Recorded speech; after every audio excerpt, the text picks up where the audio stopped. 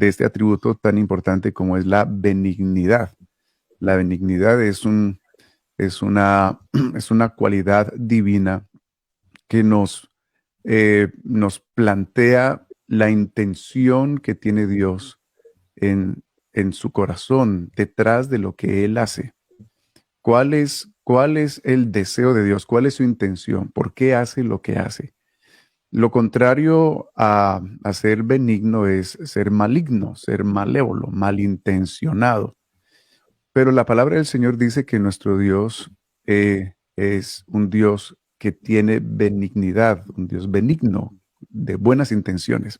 Dice el Salmo 18:35, me diste a sí mismo el escudo de tu salvación, tu diestra me sustentó y tu benignidad me ha engrandecido.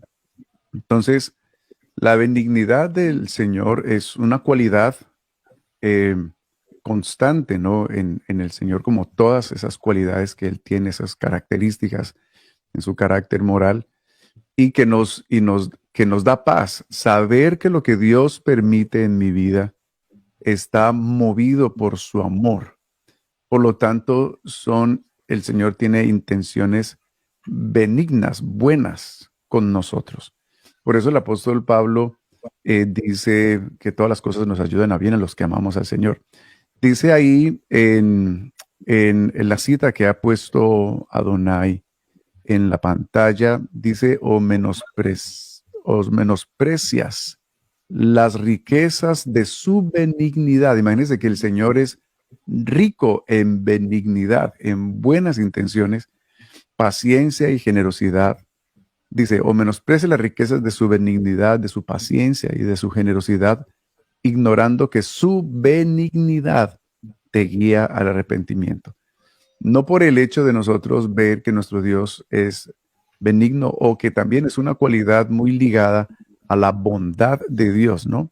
Entonces, esa bondad de Dios, movida por su benignidad, por esa motivación bondadosa, ¿no? Esa buena intención de Dios, esa bondad nos guía, nos debe llevar al arrepentimiento. Hay personas que juegan con esa bondad de Dios, con esa benignidad, eh, y, que, y que como saben que Dios es paciente, que Dios es misericordioso, que Él es bueno, que Él es benigno, entonces juegan con el pecado y no se arrepienten y bueno, resulta ser que eso es peligroso, actuar de esa manera. Entonces, a grosso modo, la benignidad que está íntimamente relacionada con la bondad, eh, es aquella cualidad que habla de el bien en el corazón de Dios y que impregna todo lo que Dios hace, todos sus planes. Dios es bueno, sus intenciones son buenas. Él no tiene planes de mal para nosotros y todo lo que Él ha hecho lo ha hecho basado en su benignidad. Amén. Mi hermano Thomas, ¿tiene algo para agregar a esto que ha comentado nuestro hermano o seguimos con la siguiente de las perfecciones morales? Sí, claro, el corazón de nuestro Dios, del Dios de la Biblia, del Dios de los cristianos, no es malo. Su corazón es bueno. Como decía nuestro hermano, habla de las intenciones que tiene Dios para con nosotros, sus criaturas, sus hijos. Y creo que toda esa buena intención, el querer el bien del ser humano, se puede expresar de manera clara y perfecta en lo que hizo nuestro Señor Jesucristo en la cruz del Calvario. Eso fue el mayor acto de benignidad de parte de nuestro Dios. Todo esto de la benignidad está íntimamente conectado con su amor, con su misericordia, con su gracia. Así que no permitamos jamás que el enemigo de nuestras almas nos haga creer, sembrando pensamientos de dudas, ya que nos haga pensar que Dios no es benigno para con nosotros. Muchas veces las pruebas, las calamidades quieren alejarnos de esta gran verdad. Ah, pero Bueno, como dijo Job, después de haber recibido en términos humanos ese mal, lo había perdido todo, había perdido la salud, la familia, sus posesiones, pero él siguió creyendo que las intenciones del corazón de Dios todavía eran buenas. Así que exhorto a todos los hermanos que nos están viendo en esta noche que sigamos creyendo, ya que tenemos un Dios bueno. Tomás, ya que usted menciona a Job, voy a preguntarle al hermano John Freddy, que es el que está poniendo de este atributo. Algunos preguntan, bueno, y si Dios de verdad es tan benigno y todo lo hace bueno, entonces, ¿por qué la Biblia dice, recibiremos de Dios solamente el bien y el mal no lo recibiremos? ¿Por qué Dios en algunos casos se apunta en los profetas, por ejemplo, que ha decretado traer mal sobre alguien o que ha dispuesto el mal para acciones, etcétera? ¿Cómo podríamos nosotros responder a esa preguntita que los que contienden con la Biblia, ¿no? Siempre andan buscando ahí esos argumentos para refutar Sí, sí. la doctrina de la palabra de Dios.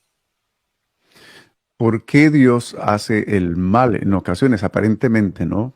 Como que se Ujú. origina en él algo maldadoso, algo malévolo. Bueno, realmente debemos partir de la verdad de que Dios es benigno, Él es bondadoso. Dice Jeremías 29:11, yo sé los planes que tengo para ustedes, dice Dios, dice Jehová, planes para su bien, no para su mal.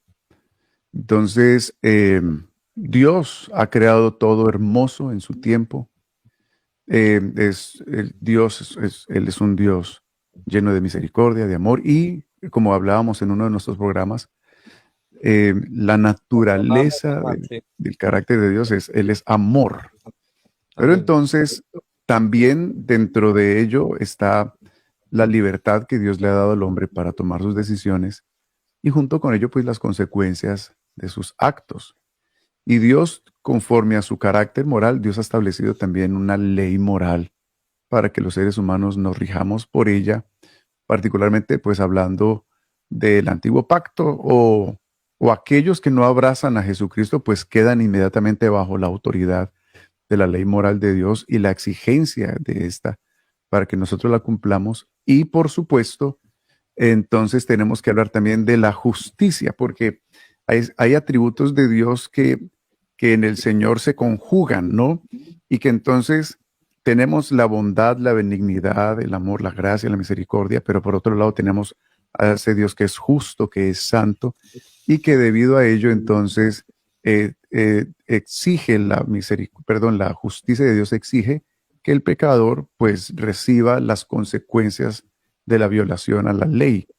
Y la santidad de Dios exige que el pecador no se le pueda acercar a Dios. Entonces, por eso es que en Cristo encontramos que la conjugación de esos atributos de Dios eh, se, se suplen a sí mismas, ¿no? En Jesucristo la justicia de Dios queda suplida, de manera que ahora el pecador es perdonado porque alguien ya recibió el juicio, la condena, y se puede acercar a ese Dios que es santo porque ha sido por la sangre de Jesucristo limpiado.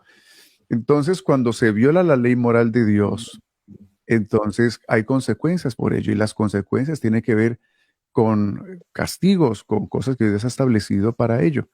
Entonces, el Señor, como dice Romanos capítulo 1, el Señor ha dejado que el hombre siga su camino y lo ha abandonado en el sentido de que no ha intervenido cuando el hombre ha escogido no caminar con el Señor. Entonces uno encuentra en Romanos 1 donde dice que el Señor los dejó, los abandonó a sus pasiones vergonzosas y recibieron en sí mismos el juicio debido a su extravío. Entonces, esas acciones malas de Dios no son malévolas en el sentido de un corazón malintencionado, sino que son retribuciones porque su justicia lo exige debido a que el hombre ha escogido ir en contra de la ley divina. Entonces dice ahí en el verso 18 de Romanos 1, la ira de Dios se revela desde el cielo contra toda impiedad e injusticia. Ahí está. De los hombres que detienen con injusticia la verdad. Y luego dice por allá abajo en el verso 21, ya que habiendo conocido a Dios no le glorificaron como a Dios ni le dieron gracias, al contrario, se envanecieron en sus razonamientos y su necio corazón fue entenebrecido, pretendiendo ser sabios, se hicieron necios y cambiaron la gloria. Y luego dice, por lo cual, ahí está el verso 24, por lo cual también Dios los entregó a la inmundicia. Entonces, ese entregar no es que Dios los empujó a la inmundicia. Dios los dejó no significa que Dios los abandonó y los soltó y les dio la espalda en el sentido de una intención malévola en él, sino que Dios simplemente dio paso a que eso sucediera, porque esa fue la decisión que el hombre tomó, y entonces recibieron las personas la retribución debida a su extravío. Entonces, las malas acciones de Dios tienen que ver con intervenciones de la justicia de Dios para traer retribución sobre aquellos que han violado su ley.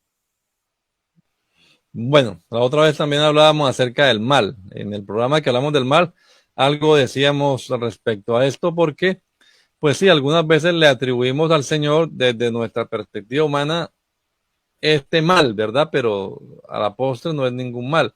Es más bien, como decía el hermano Geoffrey, una retribución de vida a lo que se está haciendo, y eso forma parte también de la justicia divina, de la disciplina de Dios, ¿verdad? Y que no es que Él lo meta ya a la fuerza, como bien lo decía el hermano, lo que lo obligó, pues, decidido y lo voy a castigar porque sí, ustedes van a hacer lo malo. No, sino que es más bien a la inversa. El hombre se ha portado tan mal que casi que Dios se ve obligado por su justa forma de actuar de que reciban un castigo que pues para algunos se pueda considerar en un mal en el momento, pero no es el mal pues de alguien malévolo, voy a torturarlos, me deleito en el grito que va a pegar no, el sadismo. Correcto. Pues no se refiere a esto.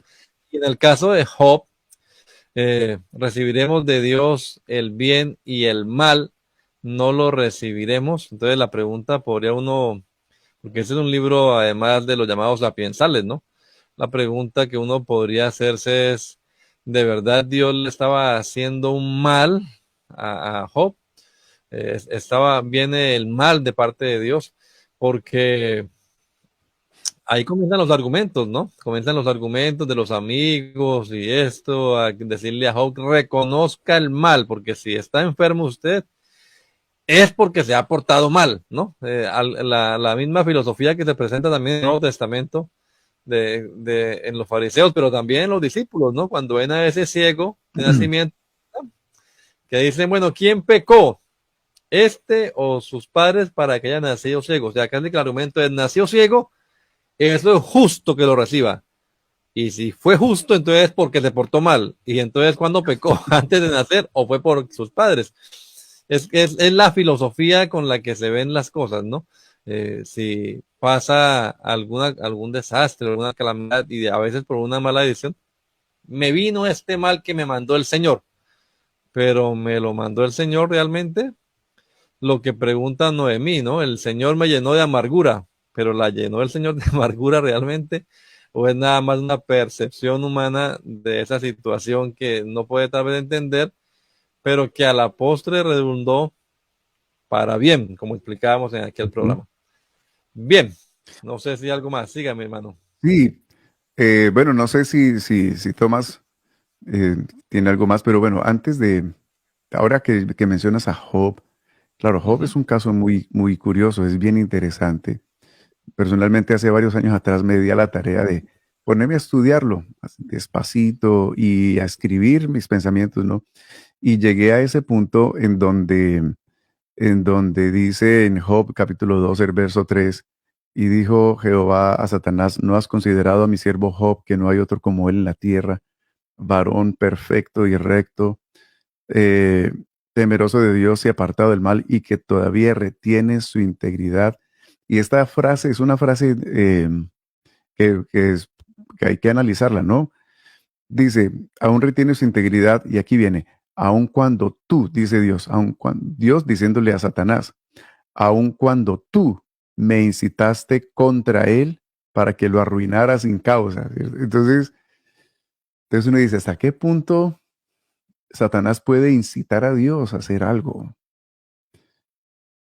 Dice, aun cuando tú me incitaste contra él para que lo arruinara. Entonces, yo me hice esa pregunta, ¿hasta qué punto Satanás puede incitar a Dios a que, a que, hasta qué punto puede Satanás incitar a Dios a que arruine a alguien? Como dice el versículo, tú me incitaste contra él, le dice Dios a Satanás para que lo arruinara y luego peor, sin causa. O sea, aquí da a entender aparentemente de que Dios arruinó la vida de Job sin causa, solamente porque Satanás lo incitó. Y eso genera una inquietud profunda en el corazón, porque uno dice, bueno, entonces, ¿cómo así? Entonces, ¿quién manda a quién? ¿Cómo así que entonces Se dejó Satanás está provocar. diciendo?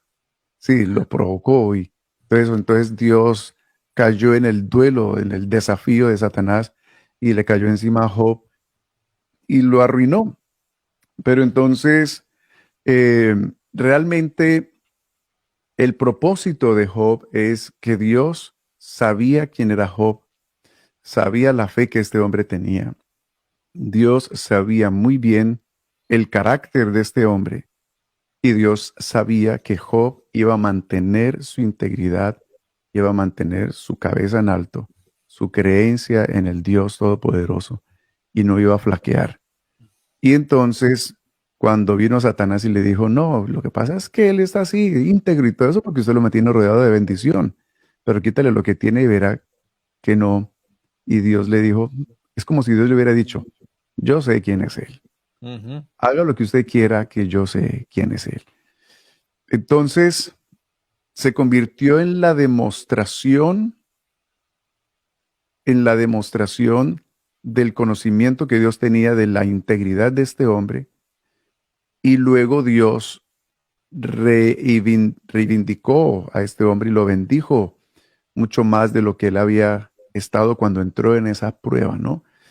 Entonces, realmente la intención de Dios con respecto a Job no era arruinarlo, sino era demostrar La lo integridad. íntegro que era ese hombre que honraba a Dios y que Dios sabía muy bien lo que iba a suceder en él. Y entonces Dios tranquilamente permitió que viniera Satanás y produjera ese dolor y toda esa situación que le vino a él. El caso que usted menciona de la provocación, digamos, el incitar a alguien, ¿no? Me hace pensar también en las palabras de Jesús cuando dice, Pedro, Satanás os ha pedido para zarandearos como a trigo, Ujú, pero yo he pedido para que tu fe no falte. Entonces, tremenda esa situación pues en la que el diablo como que está tratando de que le pase algo a alguien y casi que le deme la oportunidad de probarlo. Y el Señor confiado dice, bueno, la fe está intacta, así que por ello lo verá que él va a salir ujú. avante. Eh, Hay un personaje en Romanos que se menciona y solo se dice de él, solo aparece allí en Romanos y solo se menciona de él, aprobado en Cristo. Lo hace pensar a uno, ese hermano, quién sabe por qué situación pasó, difícil, qué prueba, pero salió con un visto bueno, aprobado en Cristo.